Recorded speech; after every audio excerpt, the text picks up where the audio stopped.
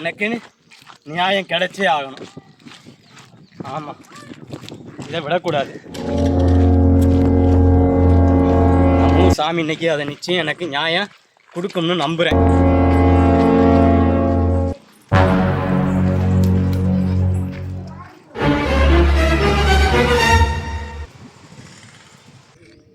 தூணில் இருக்கும், துரும்புல இருக்கும், எல்லா இடத்துலையும் இருக்கும். எங்கள் ஊர் கோயிலில் இருக்கிற சாமியே இன்னைக்கு நான் கேட்குற கேள்விக்கு நீ பதில் சொல்லி ஆகணும். ஆமாம், நீ சொல்லித்தான் ஆகணும். கடவுளே, இறைவா, என்ன தப்பு பண்ணான்? யார் என்ன தப்பு பண்ணது? யாரு கண்ணு எங்கள் மேலே பட்டுச்சு? ஏன் எங்களுக்கு இவ்வளோ சோதனை? எதுக்காக இவ்வளோ சோதனை கொடுக்குற சொல்லு.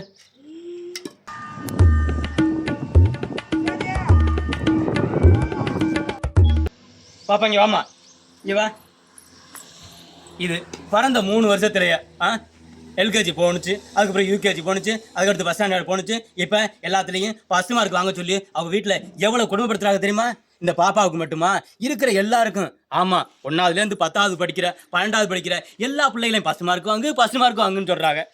எல்லா பிள்ளைகளும் எப்படி ஃபஸ்ட் மார்க் வாங்க முடியும்? கோலிங்க வா.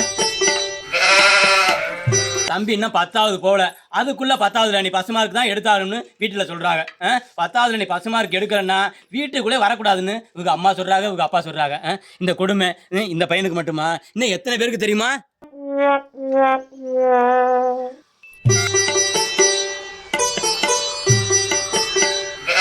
தம்பி சேதுங்க வா.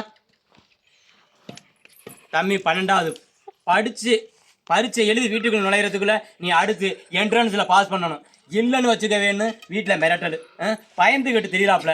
என்ட்ரன்ஸ் எதை எழுதியிருக்கிறாப்ல, அதில் பாஸ் மார்க் வருமா, கட்ட மார்க் வருமானு ஒவ்வொரு நாளும் தூங்குற நேரத்துலையும் சரி, முடிச்சுக்கிட்டு இருக்கிற நேரத்துலையும் சரி, அதே பினாத்தல். ஏன் கடவுளே இந்த அநியாயம்? எத்தனை பேருக்கு தான் இந்த கொடுமை? ஏன் இவ்வளோ கொடுமைப்படுத்துற? எதுக்காக இந்த கொடுமைப்படுத்துற? படித்த பயிர்களுக்கு தான் இவ்வளோ பிரச்சனையா? படிக்காமல் என்ன மாதிரி வழிமாறு போன பசங்களுக்கு ஐயோ அதை விட பெரிய தண்டனையாக இருக்குது. ஆமாம், வெளிநாட்டுக்கு போ, அங்கே இரு, சம்பாரி, அக்காவை கல்யாணம் பண்ணி கொடு, தங்கச்சியை கல்யாணம் பண்ணி கொடு, அப்புறம் ஒரு வீட்டை கட்டு. அதுக்கு பிறகு நீ கல்யாணம் பண்ணிக்கலாம். அதுக்குள்ளே முடி பாதி கொட்டி போயிடுது, அப்புறம் வயசு பாதி போயிடுது, ஆசை பாதி போயிடுது. அதுக்கு பிறகு ஒரு கல்யாணம். ஐயோ, பசங்களுக்கு எப்படின்னா பிள்ளைங்களுக்கு இன்னும் அதை விட கொடுமை. இதான் பையன், இவனை தான் நீ கட்டிக்கணும். ஜாதகம் சரியா இருக்குது, ஜாதி சரியா இருக்குது, இவனை தான் கட்டிக்கணும். அவன் குடிகாரனானு கேட்கறது இல்லை, குடிமகனானு பார்க்கறது இல்லை. அவனை கல்யாணம் பண்ணி வச்சுக்கிறது. எல்லாருக்கும் பிரச்சனை. இது இப்படின்னா வீட்டில் பெற்றவங்க நல்லா உழைச்சி கொடுக்குற வயசில் அம்மாவை அப்பாவை வச்சுக்கிறாங்க. அதுக்கு பிறகு அம்மாவா அது ஒரு கிளவியாச்சே, அப்பாவா அதை கிளட்டு போயிடலாம். அம்மா அப்பாவுக்கு எவ்வளோ பிரச்சனை கொடுக்குறாங்க.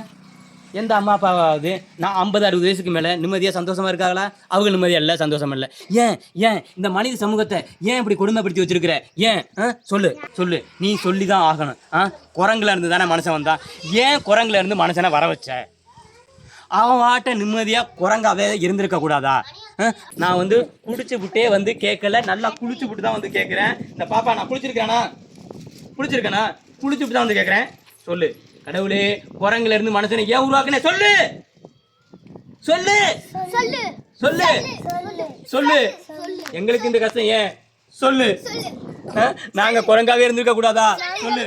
குரங்குல இருந்து ஏன் மனுஷனை உருவாக்குனே? சொல்லு. குரங்குல இருந்து மனுஷனை ஏன் வர வச்ச? அவன் குரங்காவே இருந்திருக்க கூடாதா?